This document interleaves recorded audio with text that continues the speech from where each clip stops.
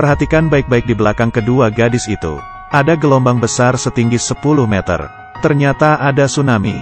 Hanya beberapa detik, sudah sampai ke kota. Tapi yang lebih menakutkan adalah, 3 menit yang lalu, mobil yang membawa buaya Afrika raksasa, mengemudi di jalan menuju Chinatown. Tapi di tengah-tengah jalan, mobil itu dihentikan oleh penduduk. Pria yang keluar dari mobil ini adalah pemeran utamanya. Dia bekerja untuk properti di Savo. Karena kondisi yang keras untuk pembongkaran, penduduk itu menghentikan mereka, dan yang memimpin adalah putri penjual jahe tua. Saat sekelompok orang berteriak dengan berisik, tiba-tiba ada gempa. Kawanan burung terbang melewatinya, berbalik badan dan melihat bahwa ada tsunami setinggi puluhan meter. Dan sekarang sudah terlambat untuk lari. Sekelompok orang ditelan oleh tsunami dalam sekejap. Setelah tsunami terjadi, kota ini menjadi lautan. Buayanya juga lari dari kandang ini. Wanita yang sedang menggendong bayi itu tidak memperhatikan. Menjadi makanan buaya. Setelah kelompok Laojiang melihatnya, mereka hanya bisa diam saja dan tidak bisa bernapas. Tapi saat ini, bawahan Laojiang secara tidak sengaja membuat suara. Dengan ini, buaya itu berhasil menemukan yang lain. Saat panik, semua orang bersembunyi di supermarket. Tapi tas dari pria berbaju putih itu terikat di sepeda. Tidak peduli bagaimanapun orang-orang memanggilnya, dia masih ingin mendapatkan tas itu kembali. Detik selanjutnya, beberapa orang hanya bersembunyi di supermarket untuk sementara waktu. Xiaohu Asma. Untungnya pria berkacamata itu adalah seorang dokter. Mengajarkan Xiaohu untuk mengatur napasnya untuk sementara waktu. Tapi ini bukan solusi jangka panjang.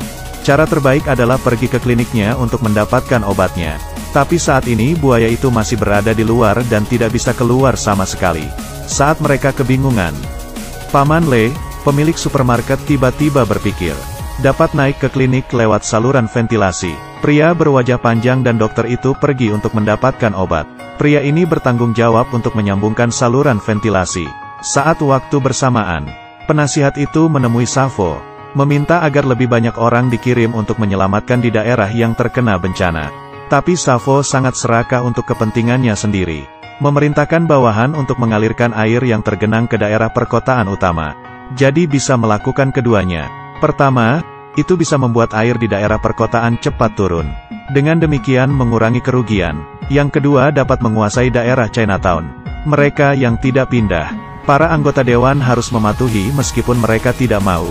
Pria berwajah panjang dan dokter itu baru saja akan pergi mengambil obat. Sesuatu yang tidak terduga terjadi. Pria ini baru saja membantu temannya naik ke rak. Tiba-tiba seperti ada sesuatu di belakangnya. Dia melihat ke sekeliling tetapi tidak menemukan apa-apa. Saat dokter hendak masuk ke saluran ventilasi, buaya itu memakan pria itu dalam satu gigitan. Lalu menjatuhkan rak itu di saat bersamaan. Laojiang dengan cepat meraih tangan dokter. Detik selanjutnya, dokter itu diseret ke dalam air lalu mati. Hanya satu cincin yang tersisa di tangan Laojiang. Setelah kembali, dia memberikan cincin itu kepada istri dokter.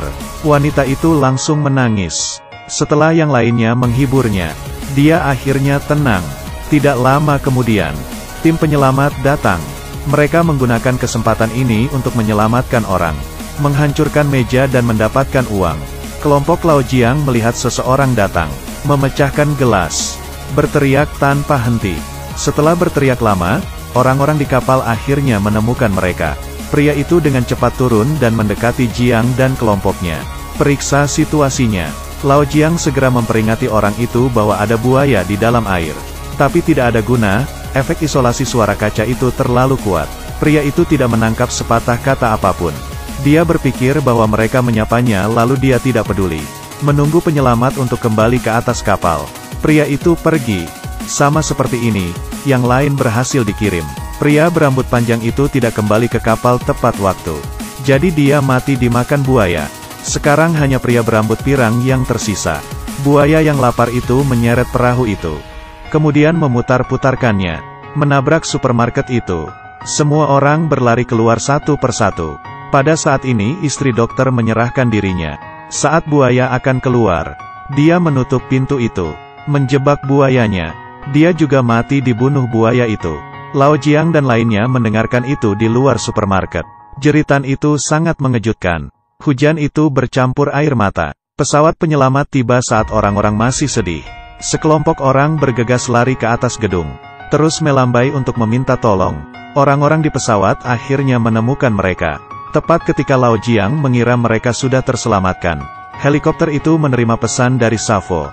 Pilot itu terpaksa kembali, tapi pria ini diam-diam merekam video itu. Melihat helikopter terbang menjauh, semua orang langsung bersedih. Sekelompok itu hanya bisa pergi ke rumah dan membuat rencana jangka panjang. Tapi karena air di kota dialirkan ke hilir, ketinggian air itu secara perlahan naik. Buaya itu bisa pergi ke lantai 2 kapan saja. Jadi sekelompok orang kembali ke atas gedung lagi, siap pergi ke menara air yang tidak terlalu jauh. Mereka mendapat tali dan mengikatkan batu. Pria rambut pirang itu mencoba melemparnya, tapi gagal karena lemparannya tidak terlalu jauh. Lao Jiang juga tidak bisa karena batunya terlalu berat. Mereka menyerah mencari cara lain untuk pergi. Pada saat ini, putra Paman Le dengan bodohnya berdiri. Wah, dia melempar dan bisa menyangkutkan ke menara air langsung. Dengan itu Lao Jiang menjadi orang pertama yang mencoba menyeberang. Protagonis laki-laki itu menggunakan tali untuk naik ke lantai atas gedung seberang. Tiba-tiba sandalnya jatuh ke dalam air secara tidak sengaja. Buaya itu mendengar suara itu lalu dengan cepat berenang ke arah itu. Lao Jiang menyesuaikan kembali, akhirnya sampai ke puncak menara air. Dia memperbaiki talinya terlebih dahulu, melambai-lambai agar orang-orang datang. Ini giliran pria pirang ini, tapi dihentikan oleh Paman Le. Dia menyuruh Xiao Hu untuk menyeberang dulu, tapi di tengah-tengah, buaya di dalam air itu mengaum. Xiao Hu tiba-tiba panik, melihat buaya itu. Pria pirang ini tidak sabar. Saat Paman Le tidak melihat, dia menaiki tali itu. Tapi tali itu tidak dapat menahan mereka berdua. Talinya langsung terputus dalam sekejap. Pria pirang itu langsung jatuh ke air. Untungnya Paman Le bereaksi dengan cepat dan meraih tali itu. Keduanya bekerja sama untuk menarik Xiao Hu ke atas. Pria pirang itu tidak beruntung, menjadi makanan buaya. Xiao Hu mengambil kesempatan itu untuk memanjat. Untuk Paman Le, karena talinya tidak cukup panjang, satu orang harus tertinggal untuk menarik tali. Paman Le mengambil kesempatan untuk hidupnya, membiarkan anaknya yang bodoh lewat. Ini adalah sepenuhnya menunjukkan kebesaran cinta seorang ayah. Paman Le menarik tali seperti ini. Lao Jiang naik selangkah demi selangkah. Akhirnya 3 orang berhasil naik ke titik tertinggi menara air. Tapi Paman Le terendam air lalu dia meninggal. Pada saat yang sama, video itu terungkap. Sejumlah wartawan berbondong-bondong, satu demi satu menanyakan kebenaran masalah ini. Anggota dewan terpaksa pergi ke Safo lagi, tapi Safo tidak memberinya wajah. Karena posisinya sebagai anggota dewan, Safo memilihnya. Anggota dewan hanya bisa pergi dengan marah, mengorganisir penyelamatannya sendiri. Dalam waktu singkat, pesawat menemukan lokasi kelompok Lao Jiang, memberikan tangga dengan lancar. Tapi dengan 3 orang memanjat, tiba-tiba helikopter bergetar. Ternyata buaya itu muncul lagi. Dia menggigit tangga itu dan berenang jauh. Beberapa orang dan helikopter diseret, jatuh ke air satu persatu. Ketika Lao Jiang bangun, dia sudah berada di ambulans. Dan Safo ada di sisinya. Lao Jiang langsung menanyakan di mana putrinya. Tapi Safo membuat syarat, ingin tahu keberadaan putrimu. Harus mengakui dan percaya. Kamu melakukan hal yang menunda peringatan tsunami. Supaya Lao Jiang kembali. Untuk mengetahui keberadaan putrinya, Lao Jiang harus setuju. Lalu pada konferensi pers, Safo menjadikan dirinya pahlawan yang menangkap buaya. Tapi Lao Jiang menjadi orang yang bersalah.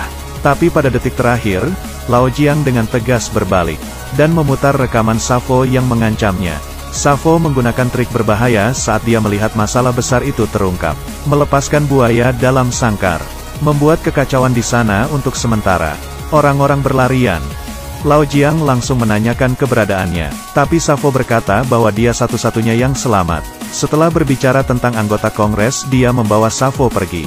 Dan buaya itu masih mengejar manusia-manusia di jalan. Lao Jiang melihat buaya itu di depannya. Berpikir bahwa Paman Le menelepon sebelumnya. Dia bisa diposisikan di posisi yang kuat. Pada saat ini, buaya itu sudah berada di stasiun kereta bawah tanah. Pecahan kaca yang hilang. Jadi, apakah Putri Lao Jiang masih hidup? Kemana buaya itu pergi? Spoiler yang tidak nyaman karena alasan material. Aku hanya bisa merekomendasikan kalian semua untuk menonton film ini. Oke, itu saja. Saya Xiaoge, terima kasih sudah menonton.